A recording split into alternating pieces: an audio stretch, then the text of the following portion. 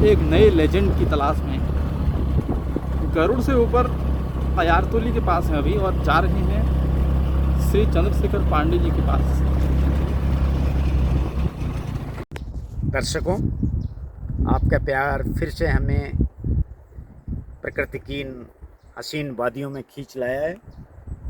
आप living legends को निरंतर देखते रहिए और इसी प्रकार के अद्भुत दृश्यों से सुपरिचित होइए और यहाँ की प्रतिभाशाली हस्तियों से आपका नियमित रूप से परिचय कराया जाएगा। आज हम श्री पांडे जी के यहाँ पहुँच रहे हैं।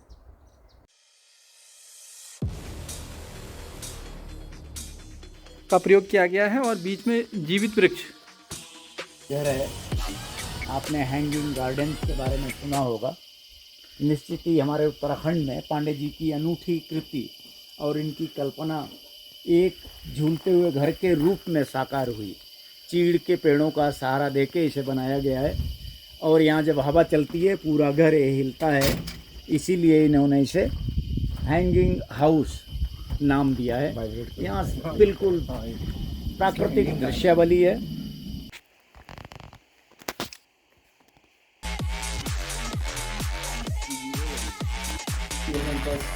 अदरक सूट है।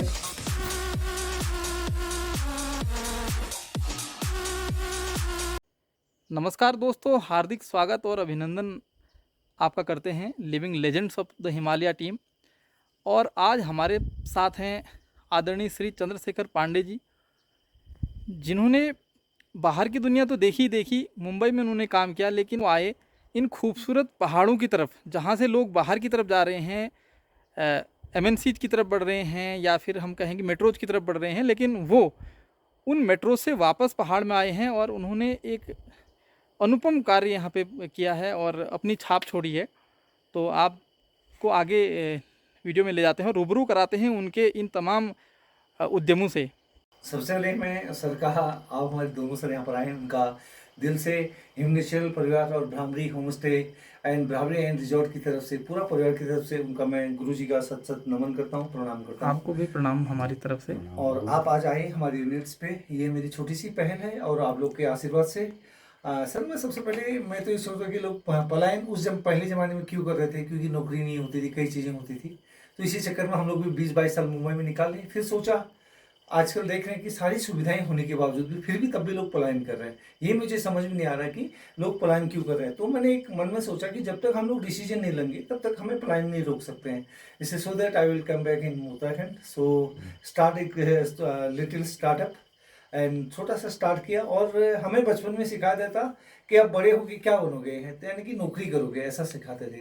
तो आज के दिन में ऐसा नहीं है कि आज के बच्चों को ये करना चाहिए कि हमें कौन सा स्किल ढूंढना है। तो स्किल ढूंढेंगे तो नौकरी की जरूरत नहीं है। आने वाले टाइम पे आदमी एक बड़ा उद्यमी होगा, छोटा उद्यमी होगा तो बड़ा अपने आप हो जाएगा और बच्चों को खुद एक रोजगार मिलेगा।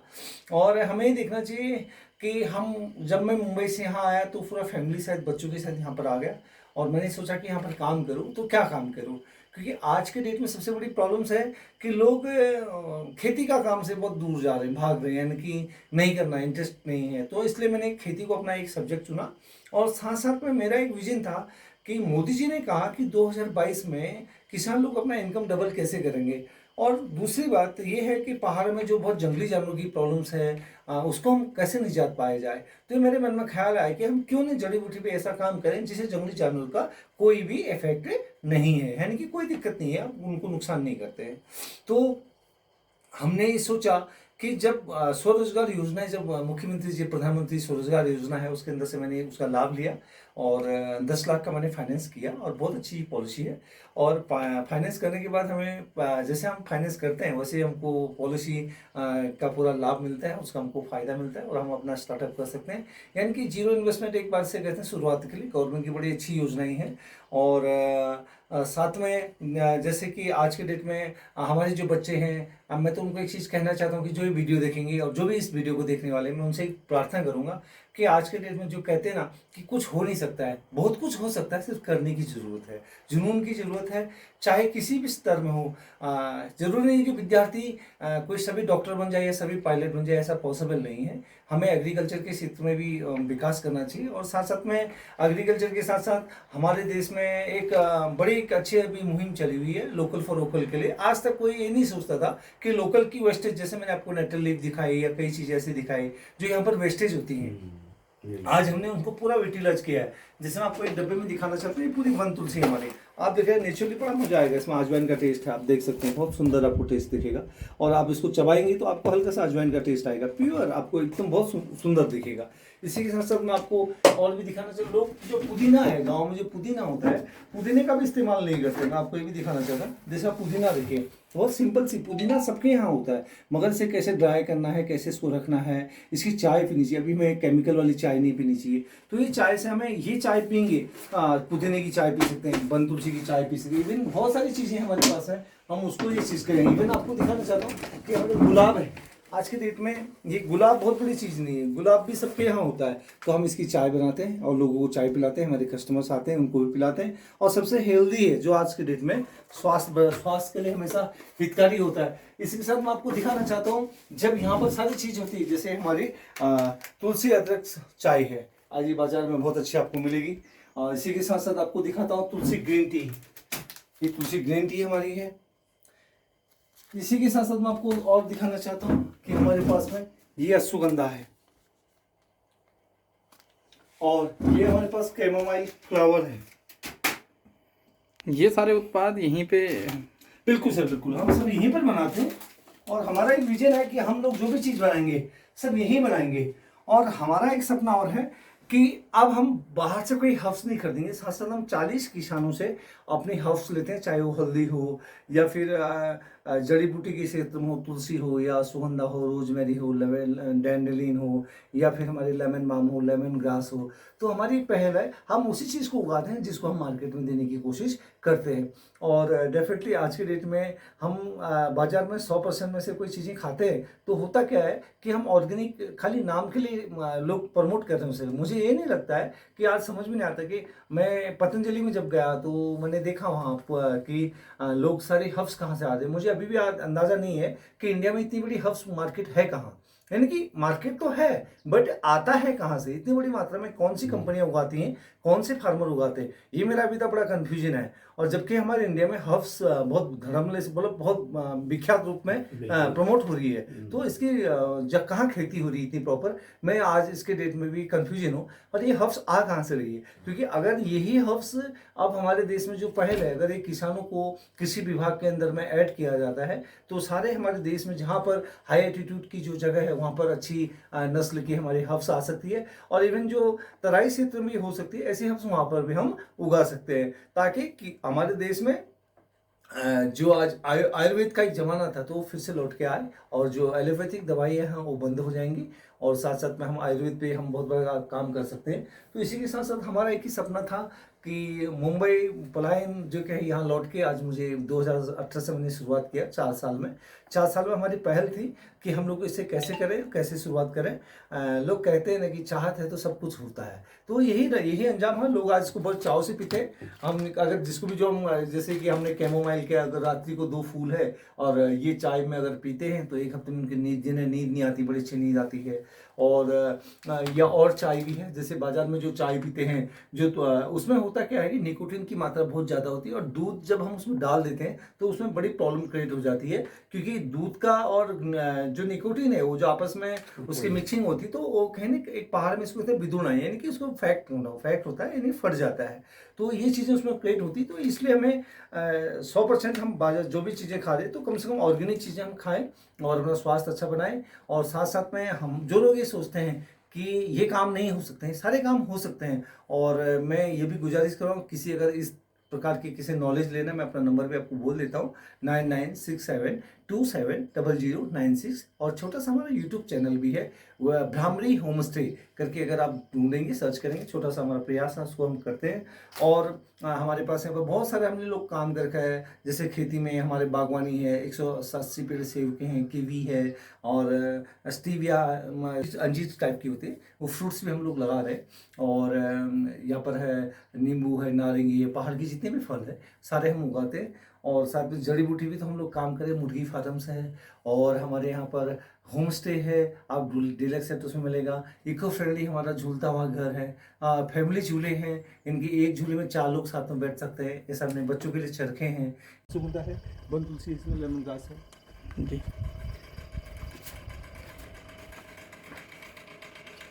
यहाँ पे देख सकते हैं कि विभिन्न उत्पादों को किस तरीके से पांडे जी ने रखा हुआ है। ये सर हमारी जैसे तुलसी है, इसमें आपको बताना चाहूँगा, ये हमारे इसमें ग्रीन टी है, प्योर ग्रीन टी, जो दार्जिलिंग के नाम से जाना जाता है। जो मैं आपको खोल के दिखाना चाहूँ तो ये बाजार में तकरीबन 800 से 1000 रुपये किलो तक मिल जाती है।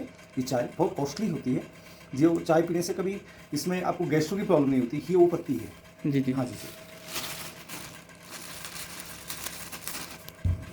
जैसे कि ये हमारे पास अदरक सोट है,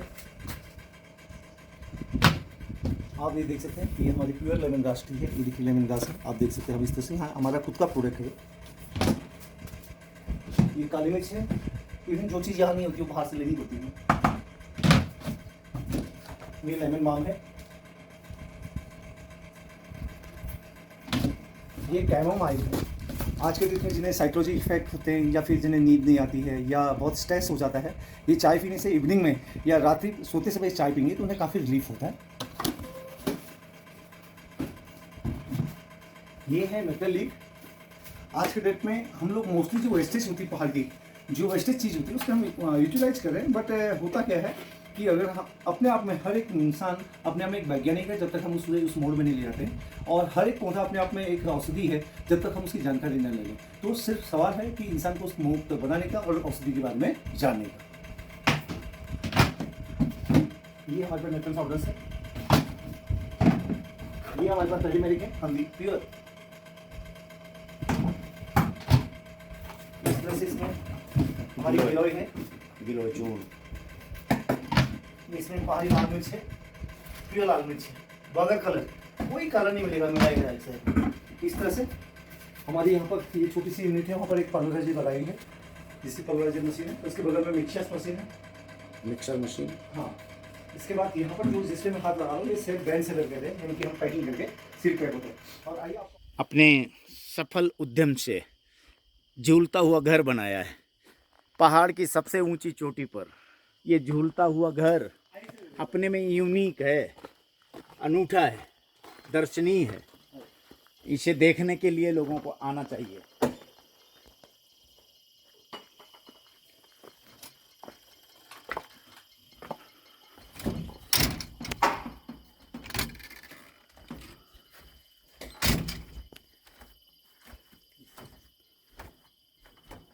वाइब्रेट करता है, लकड़ियों पे है। हाँ, इसलिए हैंगिंग का है ना मैं आपको।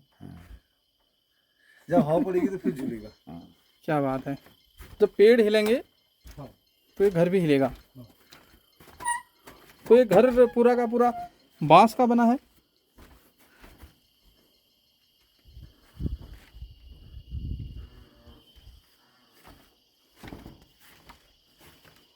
ये भी आप लाए होंगे बरेली से, बरेली में बना। हाँ, ये सब वही का है, सब वहीं का है। ये पेड़ जिंदा आपका है। ये पेड़ इसके है। बीच में पेड़ है, देखिए। इस जड़ से लेके ऊपर तक जाएगा आपका, और जब तेज हवा चलेगी तो ये पूरा का पूरा घर हिलेगा। हिलेगा। घर है, आपने हैंगिंग गार्डन्स के बारे में सुना होगा। निश्चित ही हमारे उत्तराखंड में पांडे जी की अनूठी कृति और इनकी कल्पना एक झूलते हुए घर के रूप में साकार हुई। चीड़ के पेड़ों का सहारा देके इसे बनाया गया है, और यहाँ जब हवा चलती है पूरा घर हिलता है। इसीलिए इन्होंने इसे हैंगिंग हाउस नाम दिया है। यहाँ बिल्कुल प्राकृतिक दृश्यावली है। हवा के तेज चलने पर इसमें वाइब्रेशन ज़्यादा होते हैं। आप देख रहे हैं चीड़ के पेड़ जड़ से लेके ऊपर तक इनका सपोर्ट लिया गया है। चीड़ के पेड़ जब हिलते हैं घर भी हिलता है।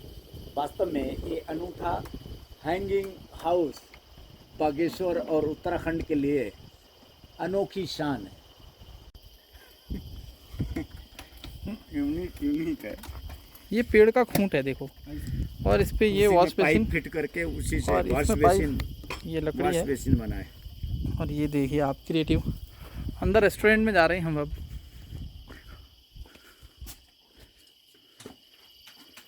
क्या बात है, बहुत ही ज़बरदस्त ये रेस्टोरेंट है। भाई और इसमें साहब, पूरा का पूरा इवनिंग मिट्टी और लकड़ी का प्रयोग किया गया है और बीच में जीवित वृक्ष।